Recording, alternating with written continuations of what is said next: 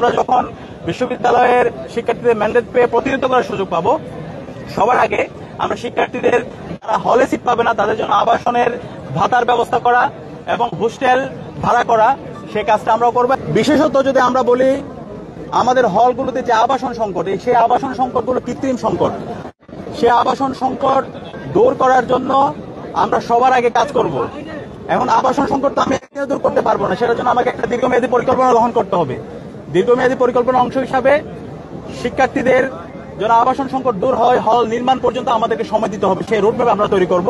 এবং একই সাথে প্রায়োরিটি ভিত্তিতে বিশেষ করে আমাদের যারা নারী শিক্ষার্থী আছে, আমাদের যারা ছাত্রীগণ আছে, তাদের জন্য আবাসন সংকট নিরসন করার জন্য আমরা সবার আগে কাজ করব।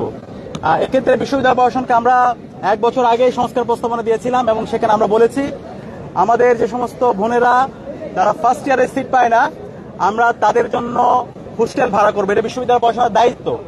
এর পাশাপাশি যারা বিভিন্ন মেসে থাকে তাদের জন্য আবাসন ভাতার ব্যবস্থা করা। তো বিশ্ববিদ্যালয় প্রশাসন ইতিমধ্যে উদ্যোগ নিয়েছে। ইনশাল্লাহ আমরা যখন বিশ্ববিদ্যালয়ের শিক্ষার্থীদের ম্যান্ডেট পেয়ে প্রতিনিধিত্ব করার সুযোগ পাবো, সবার আগে আমরা শিক্ষার্থীদের যারা হলে সিট পাবে না তাদের জন্য আবাসনের ভাতার ব্যবস্থা করা এবং হোস্টেল ভাড়া করা, সেই কাজটা আমরাও করবো এবং দীর্ঘমেয়াদী পরিকল্পনার অংশ হিসেবে হল নির্মাণের জন্য আমরা কার্যকরী উদ্যোগ গ্রহণ করব।